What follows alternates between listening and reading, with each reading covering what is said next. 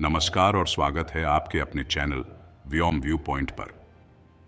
यहाँ हम भारत के प्राचीन इतिहास, विज्ञान और उन अनसुलझे रहस्यों की बात करते हैं जो आज भी हमें सोचने पर मजबूर करते हैं। हमारे चैनल का मकसद है आपको ऐसी जानकारी देना जो न सिर्फ दिलचस्प हो बल्कि आपको हमारे गौरवशाली इतिहास से भी जोड़ दे।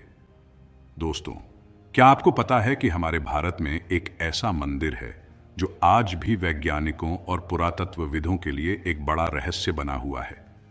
हम बात कर रहे हैं कैलासा मंदिर की, जिसे एक ही चट्टान से तराशा गया है और जो अपने आप में एक अद्भुत निर्माण है। कैलासा मंदिर एलोरा की गुफाओं में स्थित है और ये ऐसा मंदिर है जो अपनी अद्वितीय निर्माण शैली और तकनीक की वजह से पूरी दुनिया में जाना जाता है। कहा जाता है कि इसे 8वीं शताब्दी में राष्ट्रकूट राजा कृष्ण प्रथम ने बनवाया था, लेकिन इसे ऊपर से नीचे की ओर काटकर कैसे बनाया गया, वो भी तब जब न कोई एडवांस्ड मशीनरी थी और न ही आज के जैसे टूल्स। तो क्या इस मंदिर का निर्माण केवल साधारण मानवों के हाथों से संभव था या फिर इसमें कोई खोई हुई ज्ञान की शक्ति का योगदान है? क्या यह प्राचीन सभ्यताओं की तकनीक का उदाहरण है या कुछ और? आज के इस सफर में हम जानेंगे कि कैलासा मंदिर का निर्माण कैसे हुआ, इसमें कौन कौन से रहस्यमयी तत्व छुपे हैं और क्या ये किसी खोई हुई सभ्यता की देन है। अगर आपको हमारे चैनल का कंटेंट पसंद आता है और आप भी हमारे साथ इस तरह के रहस्यमयी विषयों में रुचि रखते हैं तो व्योम व्यू पॉइंट को सब्सक्राइब करना ना भूलें। हर हफ्ते हम लेकर आते हैं ऐसे अनोखे विषय जो आपके ज्ञान और जिज्ञासा को नई ऊंचाइयों पर ले जाएंगे। तो चलिए शुरू करते हैं इस अनसुलझे रहस्य की कहानी, एक ऐसी कहानी जो आपको सोचने पर मजबूर कर देगी कि क्या वाकई हमने अपने इतिहास की हर गहराई को समझ लिया है या अभी भी कुछ बाकी है। आइए कैलासा मंदिर की अनोखी यात्रा पर चलते हैं। अब जब हमने कैलासा मंदिर के अद्वितीय अस्तित्व के बारे में जान लिया है, तो चलिए इसके अद्भुत शिल्प और निर्माण शैली पर एक नजर डालते हैं। एक ऐसा मंदिर जिसे सिर्फ एक ही चट्टान से तराशा गया हो। इसका हर एक हिस्सा हमें एक ऐसी कला और विज्ञान के बारे में बताता है जो आज भी हमारे समझ से परे है। दोस्तों, कैलासा मंदिर को देखकर ऐसा महसूस होता है कि यहाँ हर एक पत्थर का टुकड़ा एक कहानी बयान करता है। यहाँ पर भगवान शिव, गणेश, नंदी और अन्य देवी देवताओं की इतनी सुंदर मूर्तियां उकेरी गई हैं कि इन्हें देखकर एक बार के लिए यकीन करना मुश्किल हो जाता है कि यह मानव द्वारा किया गया कार्य है। इतनी गहराई और बारीकी से की गई कार्विंग्स, वो भी बिना किसी एडवांस्ड मशीनरी के, यह अपने आप में एक बहुत बड़ा आश्चर्य है। माना जाता है कि मंदिर को बनाने में हजारों मजदूरों और कारीगरों ने 20 साल से भी ज्यादा का समय लगाया, लेकिन आज के वैज्ञानिकों के लिए इसे केवल हाथ के औजारों से करना नामुमकिन सा लगता है।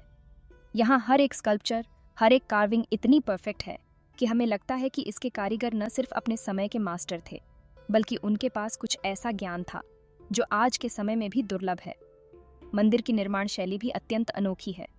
इसे ऊपर से नीचे की ओर तराश कर बनाया गया है।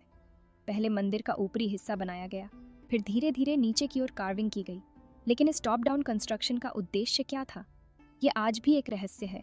सोचिए, उस समय जब आधुनिक क्रेन्स और ड्रिलिंग मशीन्स नहीं थीं, तब कैलासा मंदिर जैसा विशाल निर्माण कैसे संभव हो पाया?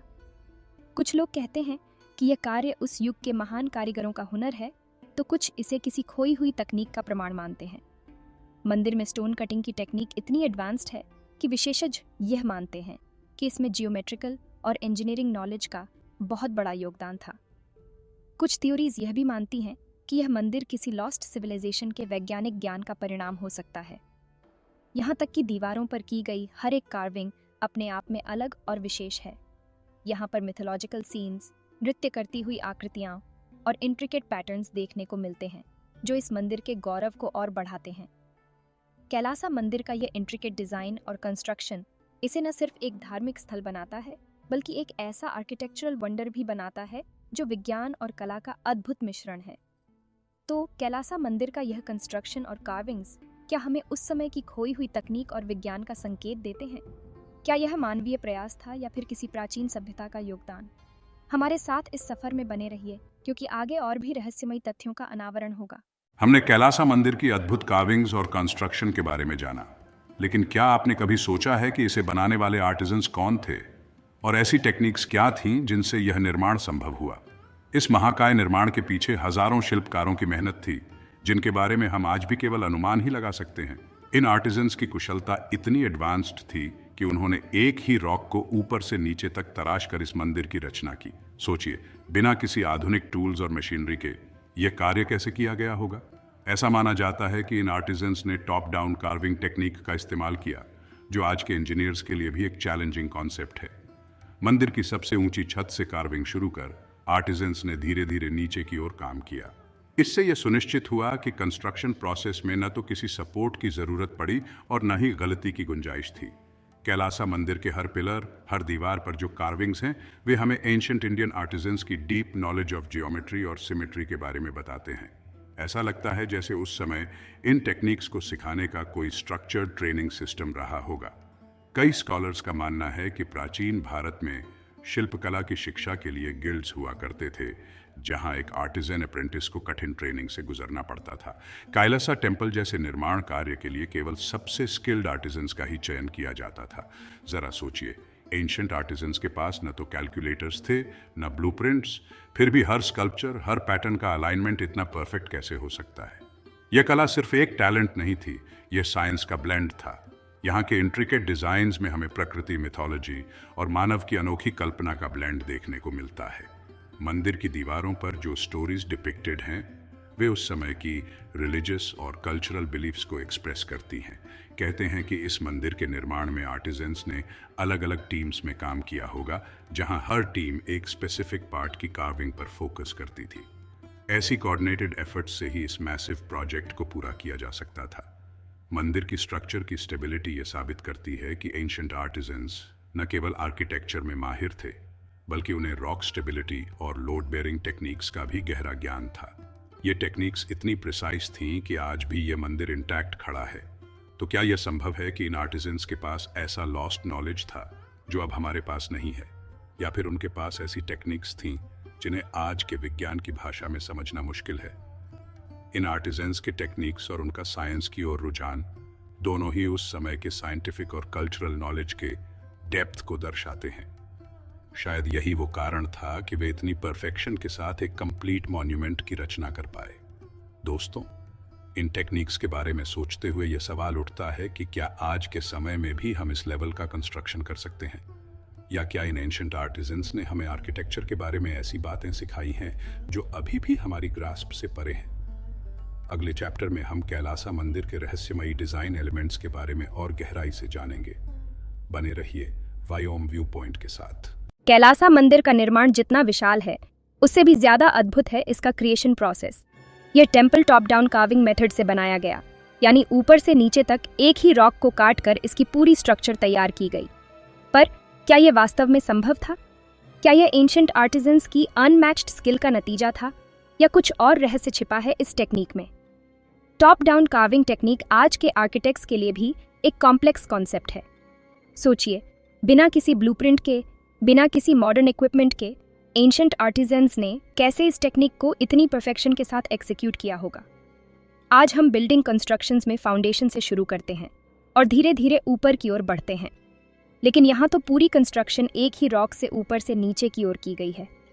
यह सिर्फ एक आर्टिस्टिक अप्रोच नहीं थी, बल्कि इसके पीछे एक सोफिस्टिकेटेड अंडरस्टैंडिंग भी थी। टॉप डाउन कार्विंग का मतलब था कि आर्टिजन्स को टेम्पल के फाइनल डिज़ाइन का पूरा मैप अपने दिमाग में विजुअलाइज करना पड़ता। सोचिए, एक भी गलती का मतलब होता एंटायर स्ट्रक्चर का कोलैप्स हो जाना। फिर भी इस तरह का एक भी एविडेंस नहीं मिलता कि इस प्रोसेस में कभी कोई एरर हुई हो। पुरातत्वविदों का मानना है कि यह कंस्ट्रक्शन कई फेजेस में हुआ होगा। पहले रॉक की सरफेस से प्राइमरी स्ट्रक्चर का आउटलाइन बनाया गया होगा, और फिर layer by layer detailed carving की गई होगी। आर्टिजन्स को पता था कि टेम्पल के डिफरेंट लेवल्स पर कार्विंग करने के लिए कितनी डेप्थ और प्रिसिजन की ज़रूरत है। और सबसे अनोखी बात यह है कि टेम्पल के हर लेवल पर कार्विंग्स की सिमेट्री और अलाइनमेंट इतना एक्यूरेट है कि मॉडर्न डे प्रिसिजन टूल्स भी इसके सामने कमज़ोर लगते हैं। इस कंस्ट्रक्शन टेक्निक के दौरान स्टेबिलिटी और लोड बेयरिंग कैपेसिटी को बैलेंस करना एक बड़ी चुनौती थी। एक्सपर्ट्स मानते हैं कि टॉप डाउन अप्रोच ने इस स्ट्रक्चर को स्टेबिलिटी देने में मदद की, क्योंकि टेम्पल के टॉप से लेकर बेस तक लोड का प्रॉपर डिस्ट्रीब्यूशन था। पर क्वेश्चन यह उठता है, कैसे एंशिएंट आर्टिजन्स ने यह सब कैलकुलेट किया होगा?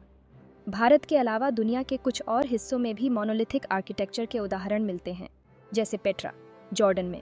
परंतु कैलासा टेम्पल जितनी विशालता और इंट्रिकेसी वाले उदाहरण और कहीं नहीं मिलते। ये क्वेश्चन उठता है कि क्या इन आर्टिजन्स के पास ऐसा नॉलेज था जो हमारी अंडरस्टैंडिंग से बियॉन्ड है। ये माना जाता है कि कैलासा मंदिर का निर्माण 8वीं शताब्दी के आसपास हुआ था, लेकिन उस समय इस तरह की इंजीनियरिंग और डिज़ाइन कैसे संभव था? क्या ये केवल ह्यूमन स्किल का नतीजा था, या फिर इस टेक्निक में कुछ ऐसा था जो अब हम भूल चुके हैं? जब भी हम इस टेक्निक को समझने की कोशिश करते हैं, एक क्वेश्चन ज़रूर आता है, क्या आज के टेक्नोलॉजी और नॉलेज के साथ भी हम इस लेवल का एक स्ट्रक्चर रेप्लिकेट कर सकते हैं? क्या हमारे पास उस लेवल का विजुअलाइजेशन और प्लानिंग है? शायद ये मंदिर हमें एंशिएंट नॉलेज के डेप्थ को फिर से एक्सप्लोर करने का मौका देता है। क्या हम इस टेम्पल से कुछ सीख सकते हैं जो हमारी मॉडर्न आर्किटेक्चर और इंजीनियरिंग में भी यूजफुल हो सकता है? दोस्तों, ये टॉप डाउन कार्विंग टेक्निक सिर्फ एक आर्किटेक्चरल मेथड नहीं है, ये एक माइंड बॉगलिंग अचीवमेंट है जो यह साबित करता है कि एंशिएंट आर्टिजन्स के पास केवल टूल्स नहीं बल्कि एक गहरी साइंटिफिक अंडरस्टैंडिंग भी थी। अगले चैप्टर में हम जानेंगे टेम्पल के उन डिज़ाइन सीक्रेट्स के बारे में जो इसकी ब्यूटी और मिस्ट्री को और बढ़ाते हैं। व्योम व्यू पॉइंट के साथ बने रहिए। कैलासा मंदिर की आर्किटेक्चर को देखकर यह सवाल उठता है, क्या इस मंदिर को सिर्फ उस दौर के साधारण टूल्स से बनाया जा सकता था, या फिर इसके पीछे किसी और एडवांस्ड सिविलाइजेशन का हाथ था? कुछ हिस्टोरियंस और रिसर्चर्स का मानना है कि हमारे एंशिएंट पास्ट में ऐसी सिविलाइजेशंस एग्जिस्ट करती थीं जो तकनीकी और साइंटिफिक अंडरस्टैंडिंग में काफ़ी आगे थीं। इन सिविलाइजेशंस के बारे में थ्योरीज सजेस्ट करती हैं कि उन्होंने कई ऐसे स्ट्रक्चर्स बनाए जो हमारी आज की मॉडर्न टेक्नोलॉजी से भी परे हैं। और कैलासा मंदिर की कंस्ट्रक्शन को देखकर यह सवाल उठता है, क्या इसे ऐसी ही किसी एडवांस्ड सिविलाइजेशन ने बनाया था? जब हम कैलासा टेम्पल की तुलना दुनिया के कुछ और एंशिएंट मार्वल से करते हैं, जैसे मिस्र के पिरामिड्स, पेरू का माचू पिचू और पेट्रा, तो ये देखने को मिलता है कि कई ऐसी स्ट्रक्चर्स हैं जिनका निर्माण आज भी एक रहस्य है। क्या यह सब एविडेंस है कि प्राचीन काल में एडवांस्ड नॉलेज का प्रसार कई जगहों पर हुआ था? इमेजिन कीजिए, थाउजेंड्स ऑफ ईयर्स अगो एक ऐसी सिविलाइजेशन जिनके पास सोफिस्टिकेटेड मशीनरी थी, एक ऐसी इंजीनियरिंग समझ थी जो हमें समझने में अभी भी कठिनाई होती है। टॉप डाउन कार्विंग जैसे मेथड्स शायद उनके लिए सामान्य थे, जबकि हम आज इसे एक अनोखा और ऑलमोस्ट इम्पॉसिबल मानते हैं। कई रिसर्चर्स मानते हैं कि इन कार्विंग्स और स्कल्पचर्स की प्रिसीजन इंडिकेट करती है कि इसे बनाने वाले आर्टिजन्स के पास एडवांस्ड टूल्स रहे होंगे। पर सवाल ये है, उस दौर में ऐसे टूल्स कहाँ से आए? क्या यह संभव है कि एंशिएंट आर्टिजन्स के पास कुछ ऐसी नॉलेज और टूल्स थे जो अब खो चुके हैं? ऐसा भी माना जाता है कि अगर एडवांस्ड सिविलाइजेशंस ने इस टेम्पल का निर्माण किया तो उनके पास एक डीप साइंटिफिक और स्पिरिचुअल अंडरस्टैंडिंग थी। शायद यही कारण है कि इस स्ट्रक्चर में सिर्फ आर्किटेक्चरल मार्वल नहीं बल्कि एक स्पिरिचुअल एनर्जी भी महसूस होती है। क्या ये संकेत हैं कि एंशिएंट सिविलाइजेशन ने अपने स्ट्रक्चर्स में साइंस और स्पिरिचुअलिटी का एक अनोखा ब्लेंड किया था? कुछ रिसर्चर्स ने थ्योरीज दी हैं कि शायद इस टेम्पल का निर्माण लेविटेशन टेक्निक्स या साउंड बेस्ड कटिंग मेथड से हुआ था, जिसमें स्टोन को साउंड फ्रीक्वेंसीज के जरिए कार्व किया जा सकता था। ये कॉन्सेप्ट्स आज भले ही फिक्शनल लगते हों, परंतु एंशिएंट टेक्स्ट्स में ऐसी टेक्निक्स के इनडायरेक्ट रेफरेंसेस भी मिलते हैं। महाभारत, वेदों और अन्य एंशिएंट टेक्स्ट्स में कई बार एडवांस्ड वेपन्स, फ्लाइंग व्हीकल्स जैसे कॉन्सेप्ट्स का जिक्र मिलता है। क्या यह पॉसिबल है कि इस नॉलेज का उपयोग केवल लिटरेचर के लिए नहीं बल्कि असल कंस्ट्रक्शंस के लिए भी किया गया हो? दोस्तों, आज ये थ्योरीज हमें रोचक ज़रूर लगती है, पर इनके पीछे की पॉसिबिलिटीज़ को नकारना मुश्किल है। हो सकता है कि एंशिएंट सिविलाइजेशंस के पास वह नॉलेज और टेक्निक्स थी जिन्हें हम खो चुके हैं, या फिर जिन तक हमारी साइंस अभी नहीं पहुंच पाई है। क्या ऐसा हो सकता है कि कैलासा टेम्पल का निर्माण इसी लॉस्ट नॉलेज का एक एग्जाम्पल है? हमारे पास आज भले ही डायरेक्ट एविडेंस ना हो, पर यह स्ट्रक्चर्स अपने आप में एक प्रूफ हैं कि एंशिएंट इंडिया में कुछ ऐसा था जो हमारी कल्पनाओं से भी परे है। शायद कैलासा टेम्पल हमें अपने अतीत की उन पॉसिबिलिटीज़ की याद दिलाने के लिए है जिन्हें हमें फिर से एक्सप्लोर करने की ज़रूरत है। इस थ्योरी में कुछ भी श्योर नहीं है, पर यह डेफिनेटली हमारी क्यूरियोसिटी को प्रोवोक करती है और हमें यह सोचने पर मजबूर करती है कि हमारे एंसेस्टर्स कितने एडवांस्ड थे। आने वाले चैप्टर में हम इन थ्योरीज को और डीपली एक्सप्लोर करेंगे, साथ ही उन मिथ्स और साइंटिफिक एविडेंस को देखेंगे जो इस आर्किटेक्चर की ग्रैंडियर को और बढ़ाते हैं। व्योम व्यू पॉइंट पर बने रहिए। इतने अद्भुत मंदिर के निर्माण के पीछे कौन सी थ्योरीज हो सकती हैं? चलिए जानते हैं हिस्टोरियंस और आर्कियोलॉजिस्ट्स का पर्सपेक्टिव। उनके पास कौन सी थ्योरीज हैं जो कैलासा टेम्पल के कंस्ट्रक्शन के रहस्यों को समझा सकती हैं? दोस्तों, जब हिस्टोरियंस और आर्कियोलॉजिस्ट्स इस मंदिर की कंस्ट्रक्शन को एनालाइज करते हैं तो उनके सामने सबसे बड़ा सवाल यही आता है, सिर्फ ट्रेडिशनल टूल्स के इस्तेमाल से एक ही रॉक से इतने इंट्रिकेट कार्विंग्स और इतना विशाल मंदिर आखिर कैसे बनाया गया?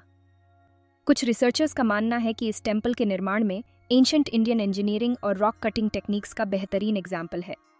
हिस्टोरियंस कहते हैं कि हमारे पूर्वज उस दौर में भी कंस्ट्रक्शन टेक्निक्स में काफ़ी एडवांस थे। पर क्या इन टेक्निक्स से इतना प्रिसाइज और इंट्रिकेट डिज़ाइन बनाना संभव था? कुछ हिस्टोरियंस बिलीव करते हैं कि इस मंदिर को बनाने के लिए सोफिस्टिकेटेड पुली सिस्टम्स और लेवर्स का इस्तेमाल हुआ होगा, जिससे रॉक्स को मैनेज करना संभव हुआ। हालांकि इस थ्योरी को आज के पर्सपेक्टिव से देखना आसान है, पर उस समय में इस तरह के कॉम्प्लेक्स मैकेनिज्म्स का होना भी एक सवाल खड़ा करता है। कुछ हिस्टोरियंस यह भी मानते हैं कि उस समय की नॉलेज और टेक्निक्स को हम अंडर एस्टिमेट नहीं कर सकते। एंशिएंट इंडियन टेक्स्ट्स में भी हमें ऐसे हिंट्स मिलते हैं कि हमारे पूर्वजों के पास कुछ यूनिक कंस्ट्रक्शन टेक्निक्स थीं, जिनके बारे में हम आज भी बहुत कम जानते हैं। इस टेम्पल की मोस्ट सरप्राइजिंग बात यह है कि इसे बहुत कम समय में बनाया गया माना जाता है। आर्कियोलॉजिस्ट्स का मानना है कि इतने शॉर्ट ड्यूरेशन में इतना प्रिसाइज और डिटेल्ड स्ट्रक्चर बनाना ह्यूमनली इम्पॉसिबल लगता है। शायद इसके लिए एक लार्ज वर्कफोर्स के साथ साथ कुछ स्पेशल टेक्निक्स का भी इस्तेमाल किया गया होगा। तो यहाँ सवाल यह है कि क्या वाकई उस समय इतनी स्किल्ड लेबर और एडवांस्ड टूल्स उपलब्ध थे? आर्कियोलॉजिस्ट्स ने कई थ्योरीज पेश की हैं, जिनमें से कुछ यह कहती हैं कि हमारे एंसेस्टर्स ने कंस्ट्रक्शन को जल्दी और प्रिसाइसली एग्जीक्यूट करने के लिए बहुत अलग टेक्निक्स का इस्तेमाल किया होगा। कई रिसर्चर्स स्पेकुलेट करते हैं कि इस कंस्ट्रक्शन में सिंपल चिजल्स के अलावा वाटर बेस्ड इरोजन टेक्निक्स और नेचुरल प्रोसेसेस का भी इस्तेमाल किया गया हो सकता है। इन थ्योरीज के अनुसार वाटर और चिजल से रॉक कटिंग को मैनेज करना एक फीजिबल टेक्निक रही होगी, जिससे कार्विंग्स में इतनी डिटेलिंग आई। कुछ एक्सपर्ट्स का यह भी मानना है कि जियोग्राफिकल और नेचुरल रिसोर्सेज ने भी एक बड़ा रोल प्ले किया होगा।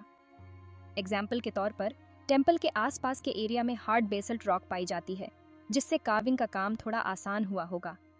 ये रिसोर्सेज शायद कंस्ट्रक्शन टेक्निक्स को सिंप्लीफाई करने में मददगार साबित हुए। यहाँ तक कि कुछ हिस्टोरियंस का मानना है कि उस समय इंडिया का इंटरेक्शन दूसरे एंशिएंट कल्चर से भी हुआ था और संभव है कि उनकी कंस्ट्रक्शन टेक्निक्स का कुछ इन्फ्लुएंस भी हमें इस आर्किटेक्चर में देखने को मिलता हो। इन सभी थ्योरीज से एक बात तो क्लियर है कि कैलासा टेम्पल का निर्माण हमारे एंसेस्टर्स की इंजीनियरिंग और आर्टिस्टिक कैपेबिलिटीज को दर्शाता है।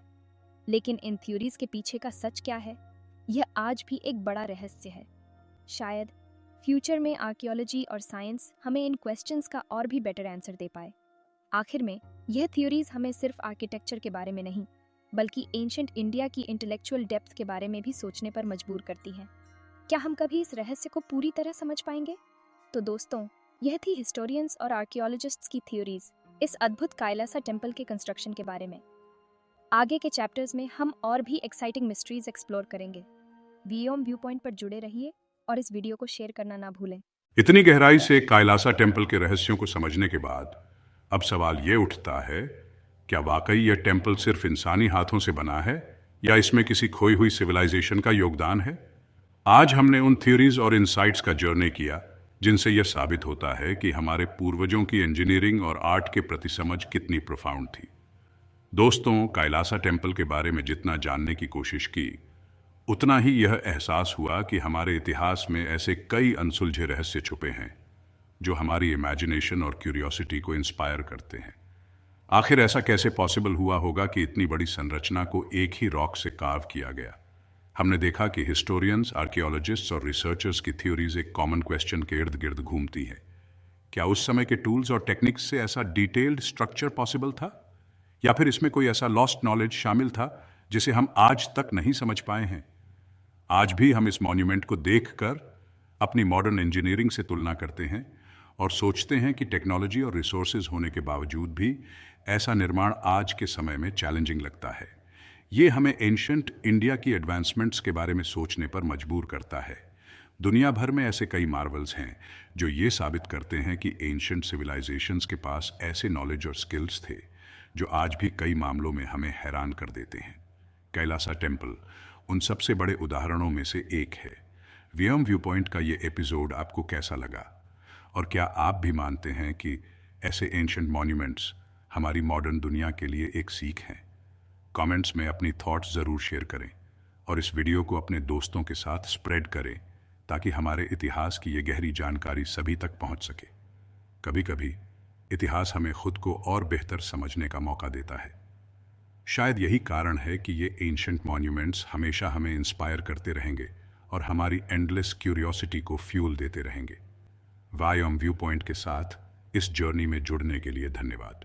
अगले एपिसोड में फिर मिलेंगे एक नए रहस्य और नई कहानी के साथ। अगर आपको ये वीडियो पसंद आया हो तो चैनल को सब्सक्राइब करें और ऐसे ही अद्भुत रहस्यों के सफर में हमारे साथ जुड़ें। अगली बार हम फिर से एक नया रहस्य लेकर आपके सामने होंगे।